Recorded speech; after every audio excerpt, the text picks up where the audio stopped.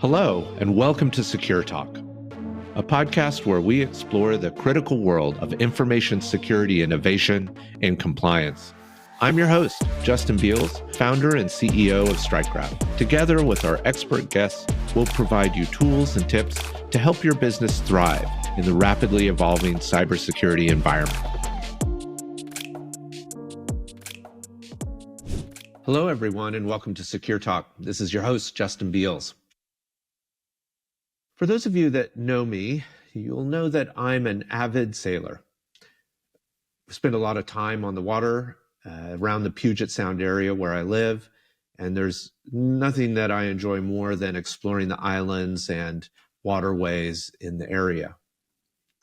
Early on in my sailing adventures, I had a delivery that I was responsible for. We were moving a sailboat between Virginia and South Carolina along the Atlantic coast. When we set out at that evening, we looked to have a fairly docile overnight sail with a nice arrival before lunchtime at our destination. Over the night, began to notice the wind pick up and the waves pick up, and the storms begin to build around us. By the time the morning broke, we were in a difficult situation. 6 to 7 foot seas crashing over the deck, a wet and bedraggled crew, and concerned about their safety. And we fought for another 12 hours in winds on the nose to drive the boat towards its destination. We did arrive safe, everyone intact, and the vessel unharmed. But it was a dangerous situation and not one that we would want to repeat. One of the things I reflected on after the sail was what had led to the challenge. I went back and looked at my preparation and realized that I had misread the weather reports for the following day and missed an important frontal system that was going to move through the area while we were out sailing. It helps me realize something that's really important that I think our guest really highlights as well today.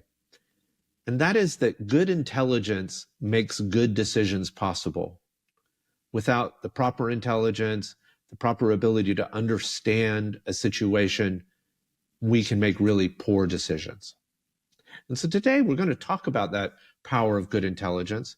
And we're also going to talk about how some of the AI technologies that are in the marketplace can help us build more secure products. Today, we're going to meet Terence Bennett. Terence is a startup leader, a cybersecurity expert, a veteran, and a volunteer. He is currently the CEO of DreamFactory Software, which is an API code automation platform with a heavy emphasis on cybersecurity. Previously, he managed operations at Integrate.io and was a member of Google's offensive security red team. Terence served in the U.S. Navy as a Naval Intelligence Officer with NCIS and as a surface warfare officer during Operation Iraqi Freedom. He is a certified information systems security professional.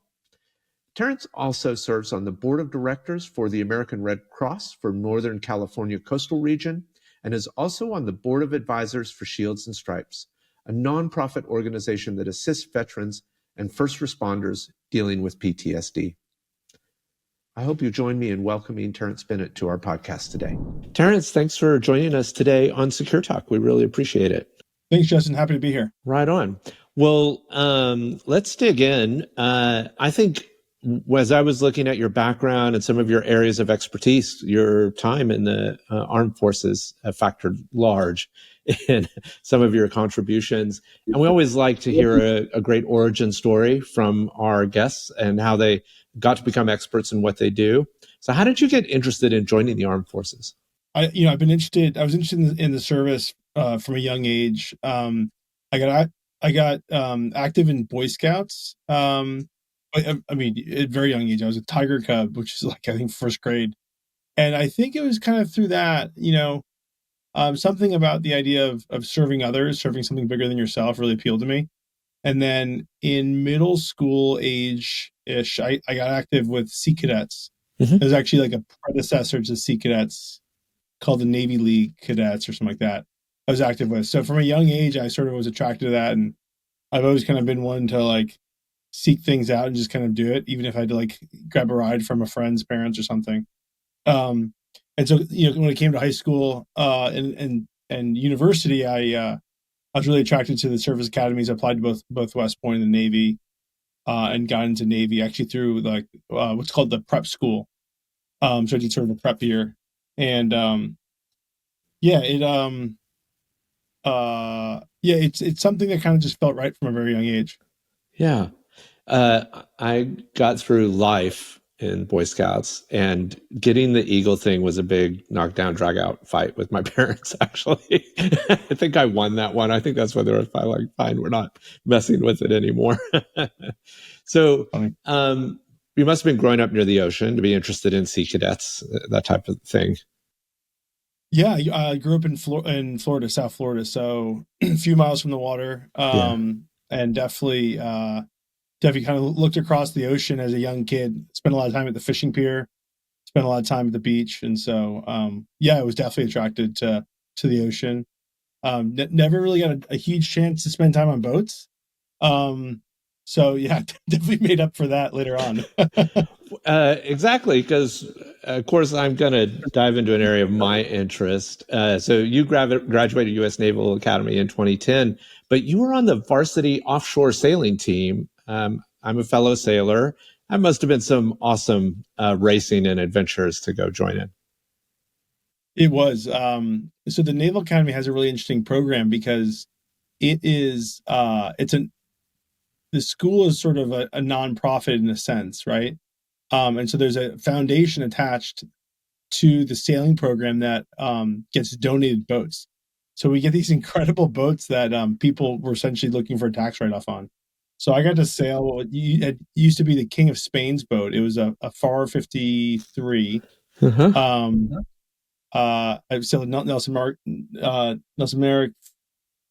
53. It's been a few years, and some other incredible boats. Obviously, Navy 44s as well. So, sailed on the team for 3 years. Got to race from Annapolis to Newport.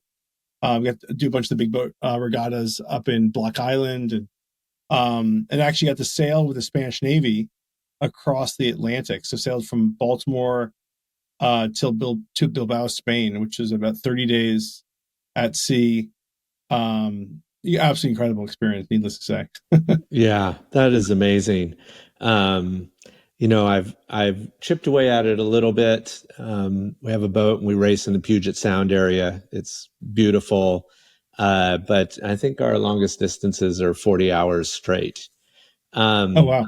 it must be just kind of an incredible set of teamwork. It's also a sport, right? You're competitive. You're fighting to win. It's also dangerous, as both you and I know. We've probably lost people at sea. I know that I've had tragedy happen on the water, not on my boat, but on fellow racers' boats in the past. Um, it's a different type of attention to detail. I think it must resonate from a military forces perspective, that work. Absolutely. And a big part of it is there's protocols and there's systems and there's safety equipment, and there's really very very little room, zero room for error when it comes to these, right? Um, I remember very vividly a long time sailor. I think he had 40, 50 years at sea. Um, this is a gentleman out of the Annapolis area who went topside for something while doing a routine transport of a boat. They were like 40 miles offshore. Didn't put his harness on at night. Weird wave hit the boat and he was like gone, right?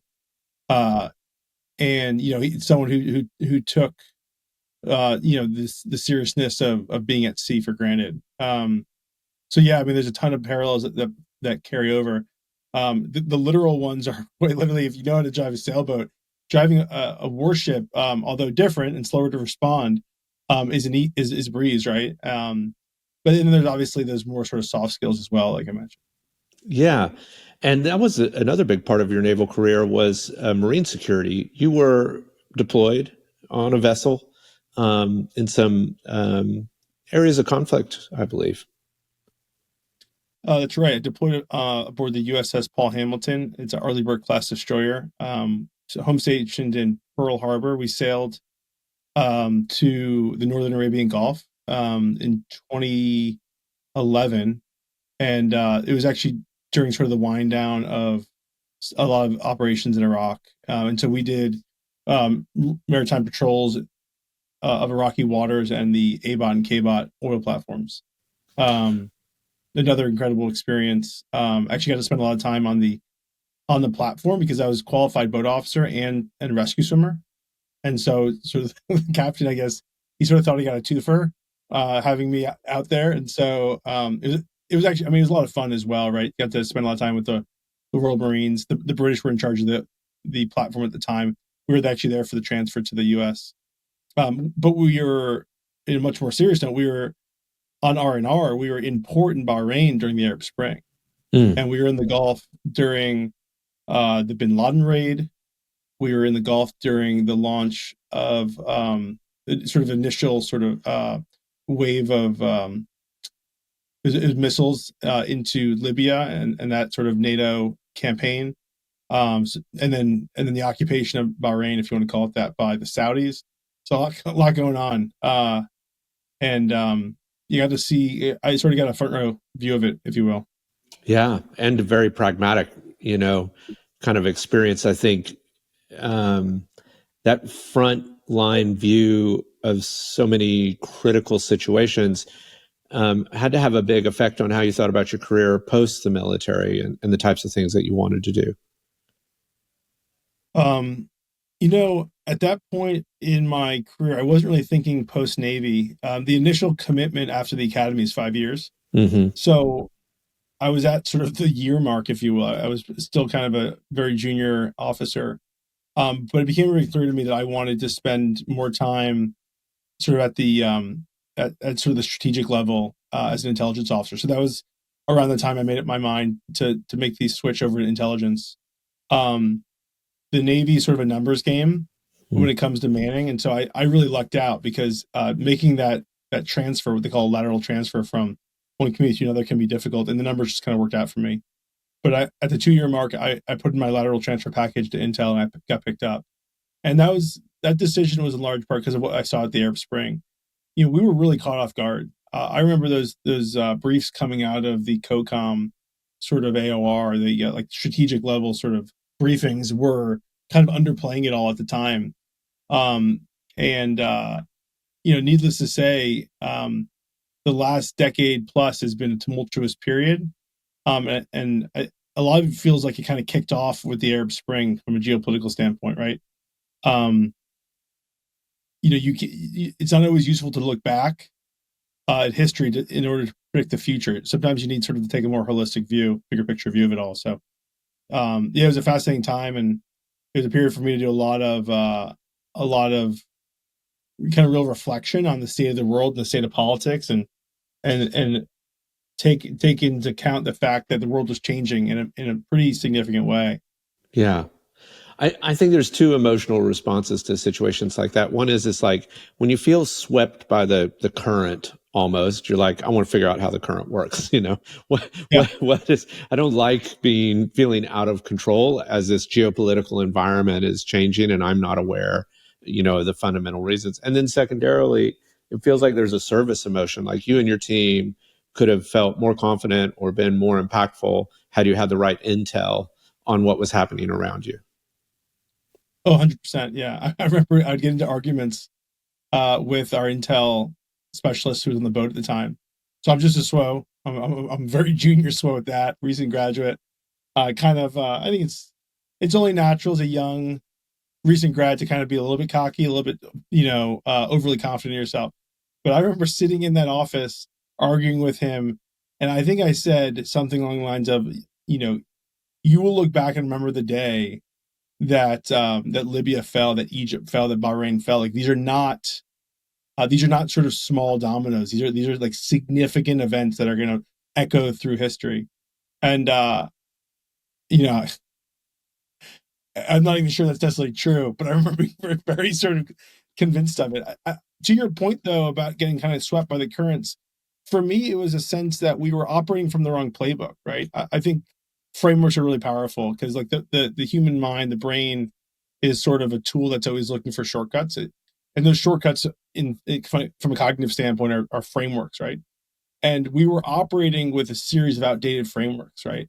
At the Naval Academy, we read guys like Fukuyama, right? The end of history. These sort of these theories about sort of the Pax Americana sort of future that was going to not include conflict. If you recall, like the Golden Arches theory, right? That every country with a McDonald's hasn't gone to war with another country with McDonald's, right? Like, you know, there's actually been a lot of sort of reflection on Fukuyama and those theories because they were very accurate for a very sort of specific chapter in time, but they've proven to just not hold water long term. And Yeah. for me, it meant really looking back at history and trying to ask the question of like, what framework should we use? How can we look at history in a way that sort of maps more accurately to what we're seeing? Hmm.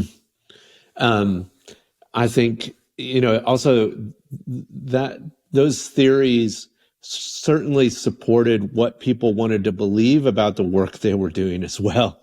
They were Very true. self-reinforcing in a way. Yeah. 100%. And so I have to imagine that, especially when you joined Naval Intelligence, that everything was digital already. Like you walked into a digital space, essentially a computer science issue. With intelligence, Yes. I wish that was the case. Okay. Actually, Yeah. a lot of it built down with paper. There's a lot of big printers on the watch floor. Wow. Um, yeah, you know, my first job actually at the Office of Naval Intelligence was on the IT side.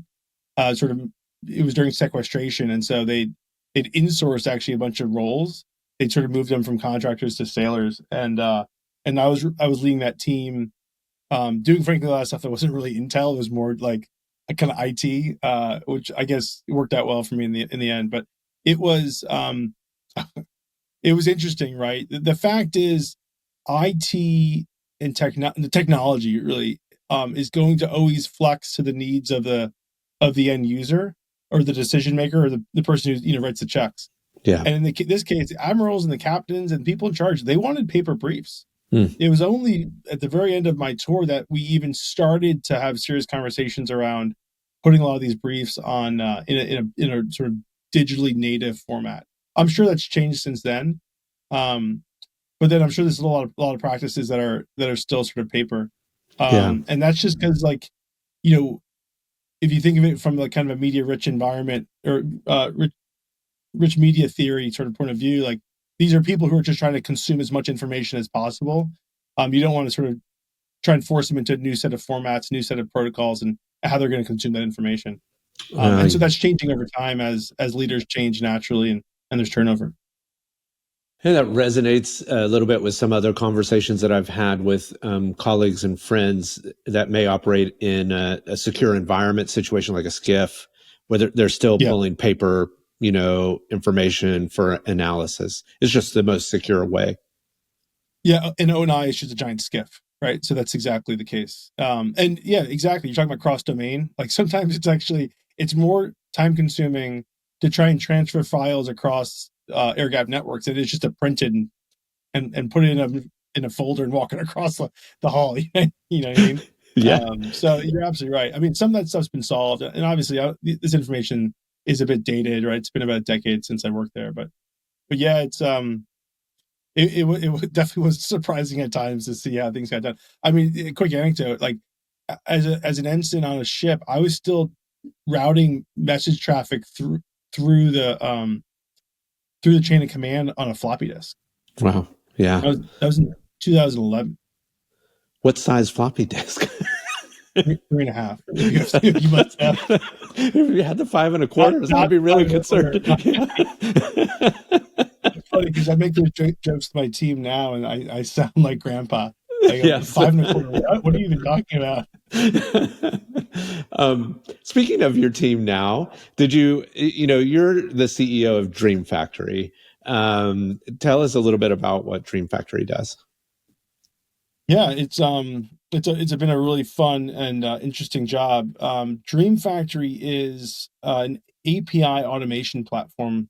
We call it sort of API generation, and it's a really unique tool. There's kind of one or two similar tools out there.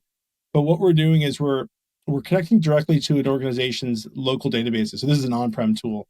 It could be in the cloud, right? But their sort of infrastructure, right? Mm-hmm. And we're actually mapping that data schema that from the database layer, and we're projecting those objects, those tables, views, stored procedures forward as RESTful endpoints that you can activate, apply role-based access to, generate keys against, and then apply rate limiting, apply all sorts of logic, and then expose wherever you need them. So, this isn't, you're not going to build the Facebook API or Twitter API using DreamFactory, but what it's really powerful for is very rapidly and securely making any organization's data available via REST API for moving across, sharing across an organization, connecting to existing systems, new systems, exposing to partners.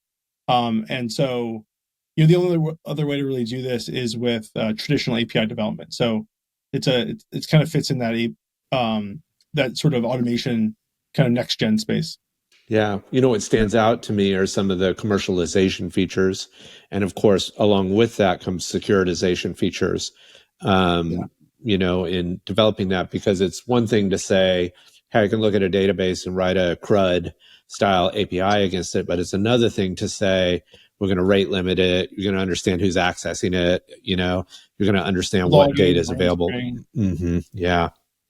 Exactly. You hit the nail on the head, right? And that's what a lot of organizations have done, whether directly with their own development resources or third party have done. And often these APIs, they're not encrypted properly. There's no real authentication layer. Once again, there's no logging, there's no monitoring. Rate limiting can be a very, very challenging to implement. And so this sort of just makes all that sort of point and click kind of an afterthought. And it's also all auditable as well, right? Mm-hmm. Because it's all sort of living in one place. Yeah. So I'm a little curious about, I think, a technical architecture that I wanted to chat with you about. I've been doing RESTful style web services or even the SOAP stuff for a long time. We always had authentication or some method of authentication. And we liked that because I felt like there was always good network separation, right, between the two systems. That each system had to design what they were willing to talk about. But the other thing we've seen lately from some systems is more agent-driven deployment, where it's like their code lives inside your space. And I think we made some decisions for security about that, but I get concerned with it, and I think the CrowdStrike outage is a perfect example, but there are a lot of others. You just don't know. It's not a zero trust architecture, right? Yeah. Yeah. I think you hit the nail on the head, right? People talk about zero trust architecture, and then they install agents throughout their network and system. This is quite the opposite of zero trust. Like you're actually sort of inadvertently creating a bunch of backdoors, which we saw with with some recent sort of breaches. But then also, you just that can cause all sorts of outages and issues across the board. Zero trust is hard, and I come at it from a very weird and unique perspective because I spent 2 years on Google's red team. Mm-hmm. And if there is a single organization on earth who can really build a monolith infrastructure completely with their own tech without relying on anyone else, it's probably Google, right? I mean, AWS isn't even anywhere close to that, right? Like so much of what they actually made available via the cloud is stuff that they built first on their own, right? Kubernetes was Borg for like almost a decade beforehand, right? Yeah. So I sort of approach it from a bit of a weird angle, but we still saw that kind of stuff all the time, right? We saw third party tools and services as sort of the open door for attacks, right? And red teaming, for those who don't know, isn't just pen testing. What it is actual adversarial simulation. So you pick a potential adversary, like let's say an APT that exists and is operating, and you come up with what you know about them from a geopolitical standpoint. You come up with a realistic target, and then you mimic that actor through the entire attack scheme with underlying assumptions about who they are and what they are, to the point where you would actually use their toolkits in the attack to try and mimic what we know that they are sort of using and capable of, right? So if you're mimicking like a lower sort of a less advanced actor, you might use kind of less advanced tools and have more of a kind of a smash and grab type attack versus a more sophisticated one, right?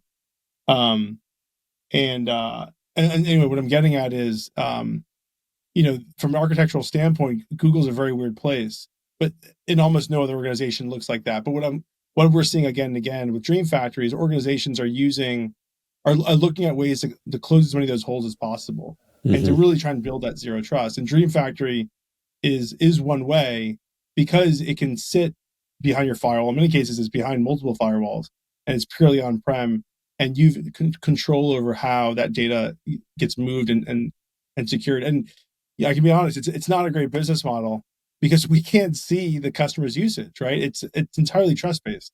They can lie to us and tell us what they're doing, what they're not doing, how they're using it, how they're not using it. But we made a decision early on. It's in the best case of the customer, and it's a key sort of value proposition for them to have that kind of control. And Yeah. so it's what we've done. I think I get that. You and I probably would agree on this. I get that in your product design, you may give up some intelligence on, for example, utilization or where to Yeah. optimize, but there's a fine line between like improving your product with data and what we've seen companies do with their customers' data.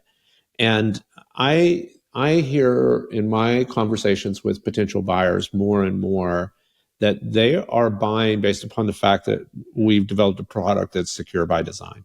We thought about how they use it. We thought about how we use it. But I have this security concern. We can talk to them about what our tactics are around that security concern. And I think this is a growing desire from buyers. Oh, absolutely, without a doubt. Yeah, and it's interesting because like we've inadvertently kind of moved up market, because some of the organizations that are most concerned about that and are most deliberately looking for tools that meet those needs are the large enterprise. We have a Fortune 5 company as a customer who you assessed, applied massive resources to assess a ton of different tools and landed on us because of exactly that, right?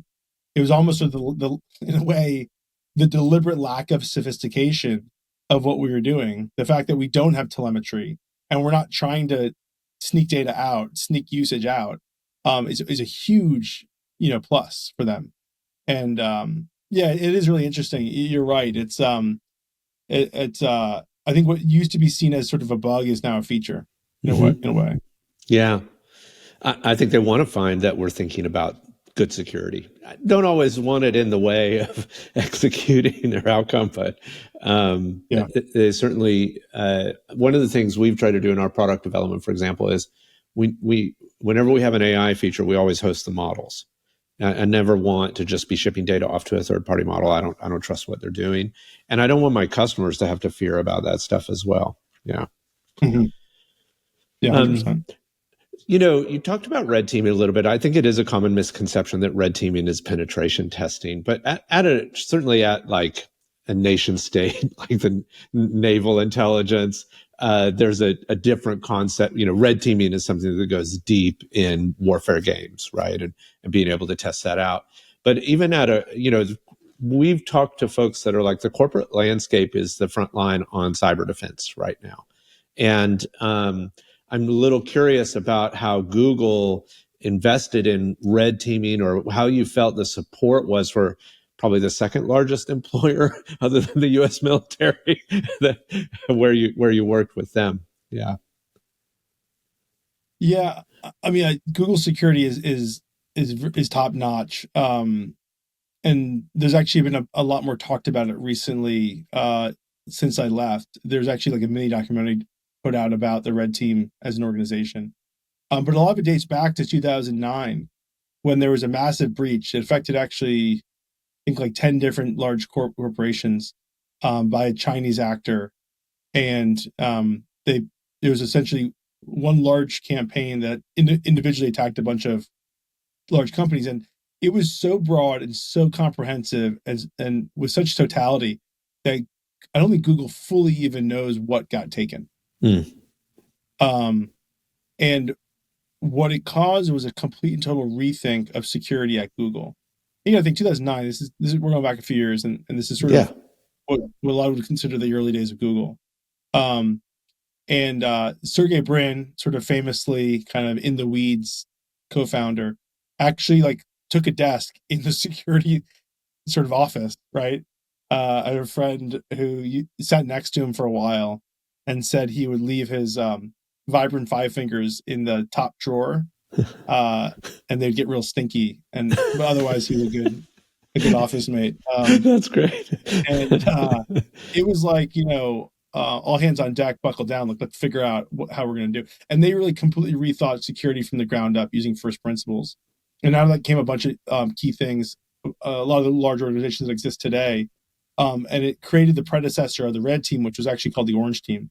And orange was just kind of used as like almost like a tongue-in-cheek name, because it wasn't like a full-time red team. It was an opportunity for engineers to take a week or two off and just explore some security vulnerability that they'd been kind of bugging them. It'd been in the back of their head for a while, right? And Google's famous for doing this, kind of letting people kind of explore 20% projects and stuff like that. When I was in the cloud organization, I sat next to an engineer who had this theory about how there were a series of dependencies that, if exploited properly, could like take down more or less all of Google, right? Yeah. Like some foundational layer sort of databases, right? And he got permission to spend like 6 months, like reverse engineering and re-architecting it to defeat that, right? So the orange teams lasted a whole decade, more or less, before the red teams got kicked off. But there's this real sense that, yeah, we can build and assess and analyze, but we also have to sort of actively look for those vulnerabilities, right? Yeah. The fact that it's about exploiting a hack and not just testing a network interface is that deep difference between, certainly penetration testing is a part of it, but it's a lot different than how a red team might try and gain access through a variety of measures. Yeah. I totally missed as well. There's also the blue team aspect, right? A good red team is the best sparring partner for detection and response, or what we call blue team, right? So we had a whole protocol for alerting the blue team that we were the breach that they were investigating, right? So what would happen is there are a few PGMs who were all sort of in cahoots, and if they had an active breach that they were investigating, they'd come to us before they alerted like senior management. So they wanted to make sure it was actually what they thought it was.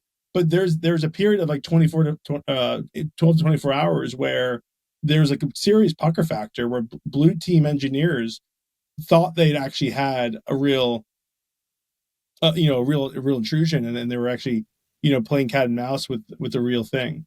Now it created sort of a funny dynamic, because at the time these teams are in different buildings now, but we were on the second floor and the blue team was on the fourth floor. So we would see them in the elevator and stuff, right? And there were a few of us who sort of gone back and forth between the teams. And occasionally I would meet up with the PGMs from the blue team in like one of the MKs, one of the like little sort of snack areas. And we would just be shooting the shit, having coffee. And like the blue teamers would look over and their teamers would look over and try to figure out, like, but based on like, what was said in mannerisms of like if we were discussing work or just like shooting the breeze. Yeah. It was a very, very cool sort of obviously team, and a lot of fun around that. It reminds me of those old Looney Tune cartoons with the rooster and the watchdog clocking in and out as they go to work. Yeah. It's not too far off. One thing that is really interesting, I'm curious if you have some thoughts about it. We were talking with another guest about some of the stores. They're not really stores, but they're essentially a place to download plugins for the browser, and like the Chrome browser is one of them. And I know Google, it's been a struggle, right, in this kind of shared spaces with the public and what code they can develop.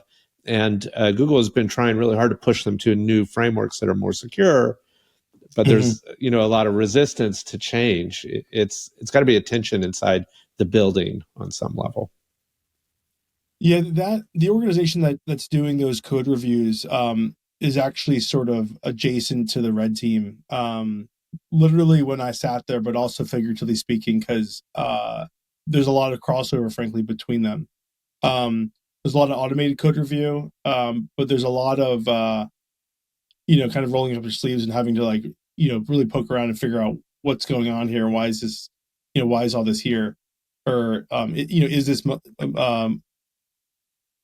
sort of is this clean or not, right? Yeah. Is a good way of putting it.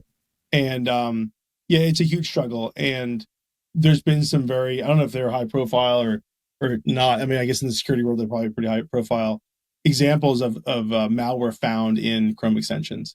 And the way that Chrome, it's this constant battle between security and convenience, right? Like, Right. it's really nice to log into a new computer and have all your bookmarks and all your Chrome extensions preloaded, but like, if you've been breached and you think that they just had local access, and you go to a new computer and you load up Chrome and you log in, chances are they probably put a rat in your browser and you just infected your new computer.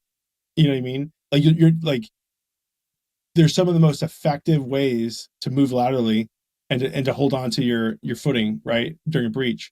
So I mean, yeah, it is sort of the most classic of battles, that sort of balance between trying to make the user's experience good, because the fact is, like, people are notorious for doing whatever is easiest. Yeah. And obviously just trying to keep them secure. I mean, one other anecdote about this, I was there when they rolled out the security key program. It's called Advanced Security Program, Mm-hmm. or Advanced Protection Program, APP, for like journalists and politicians and stuff.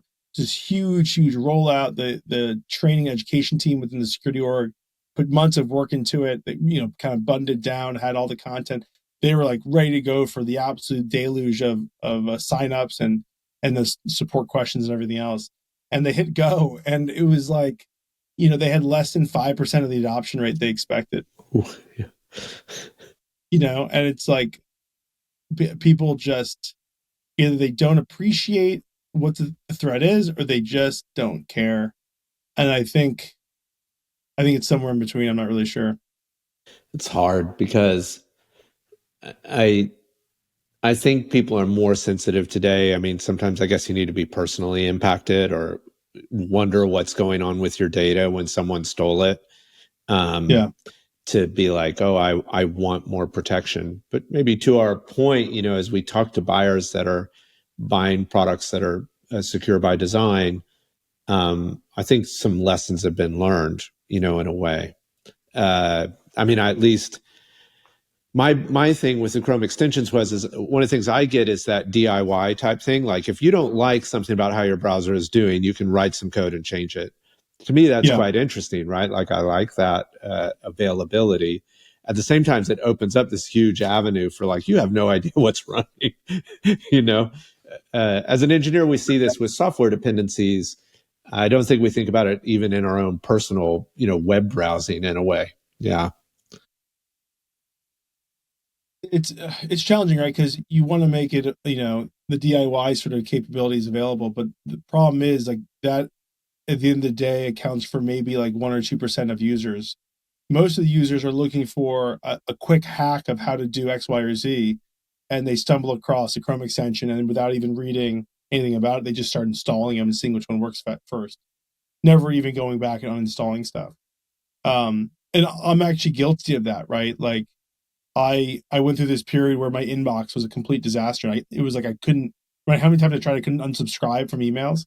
And so I used a bunch of these sort of like out of the box unsubscribe services, and I'm giving it like carte blanche access to my Gmail. But I'm like, I just don't care. Like, the pain threshold is so high. I just need something to help me fix it. Yeah. And I think for a lot of people, that's like a normal state, right? That they're just trying to get through the day. And like, we're also, I think, inundated with this idea that like our data isn't secure anywhere ever. And so, the alarmism that's existed around cybersecurity although well placed, has created this sort of numbness. Hmm. I think it's so fluid, this information, and we see it pop up around us in advertising and all over the place, that it is hard to imagine that you've got a secure situation. Yeah.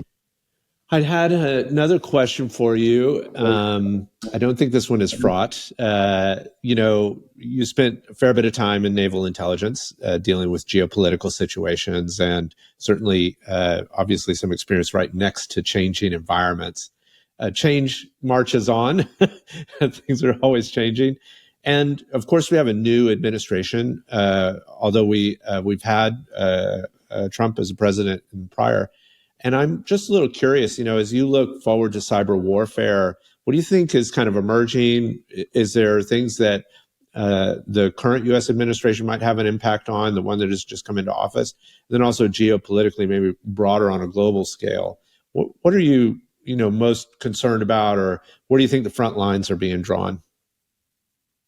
Um, yeah, it's interesting. I mean, as much as the election of Trump is significant geopolitically, the trends sort of, before November, whatever election day was, 7th or something, and after, like, don't really change that much, right? You've got a very assertive, a very aggressive Russia that's sort of acting like a sort of a pit bull in a corner.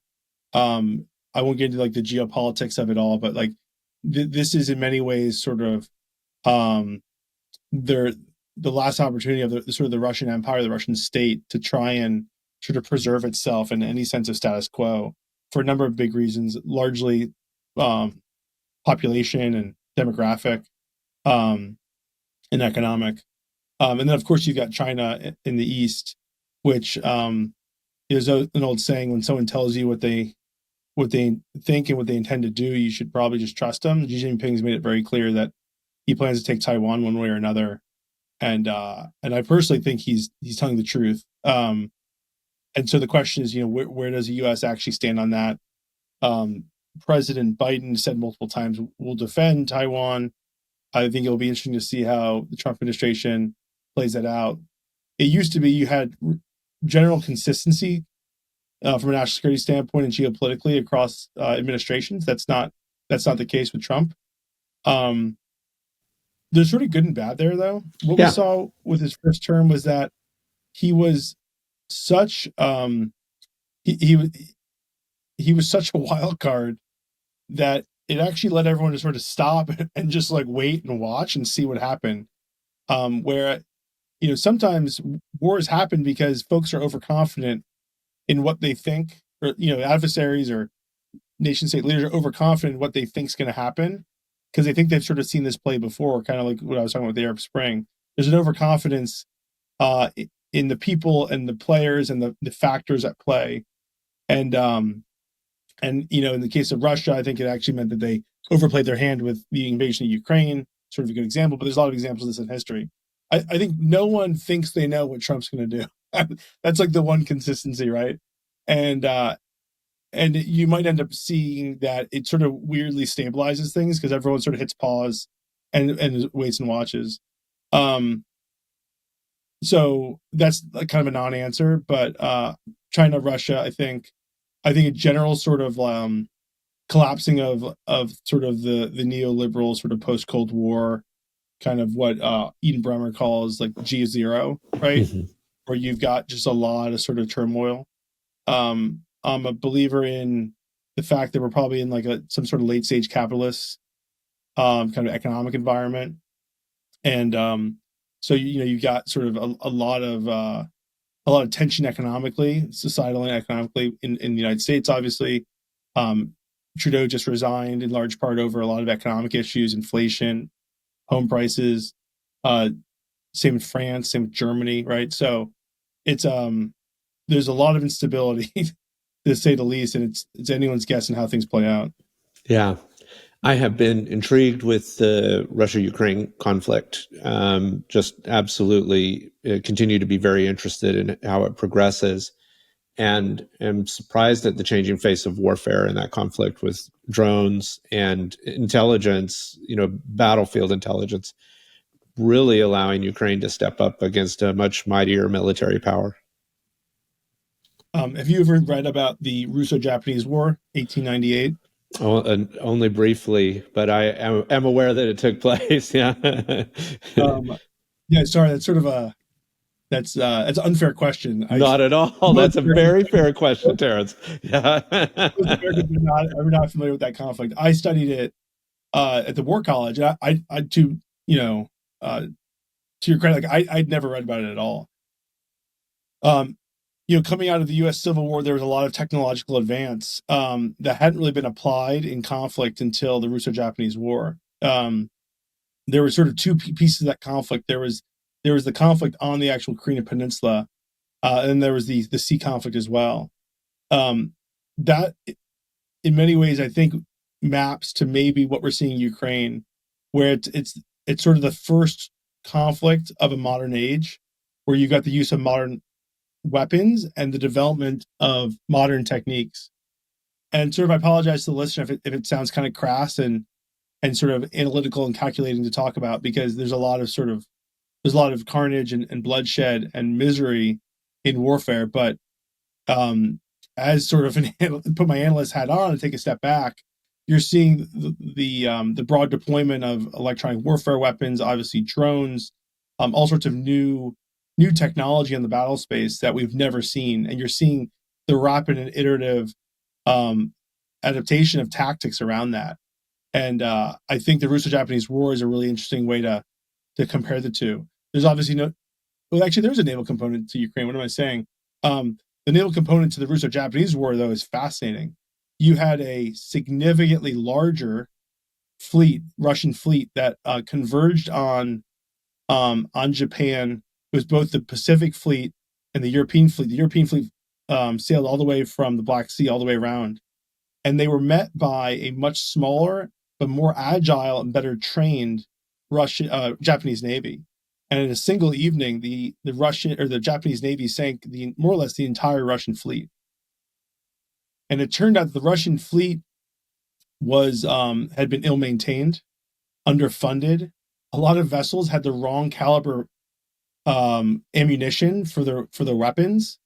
And so when it came to actually fight, they were in complete disarray. The Japanese had bought a bunch of recent, very fast, very modern frigates from the British, were incredibly well trained, applied that sort of like classic Japanese efficiency and sort of precision. And yeah, in an evening, just sank the entire fleet. And overnight, the balance of power in the Pacific shifted, and that was the precursor for the invasion of mainland China and the ultimate sort of expansion of the Russian Empire, leading to World War II. I'm not sort of trying to foreshadow some larger conflict, but what I'm saying here is there's a lot of fascinating parallels. Absolutely, yeah. I definitely think you see a group working with a lot of precision, well trained. That is. It's just interesting that Russia is once again involved. I think that's the greatest parallel, maybe. Yeah.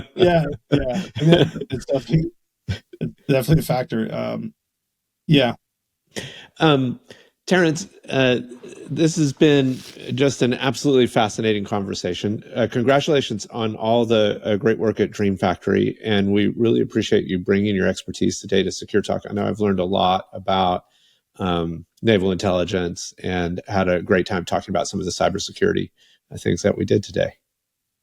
Yeah, thanks, Justin. It's been a pleasure. Happy to come back if you ever want to go deep on another sort of global conflict from 100 years ago.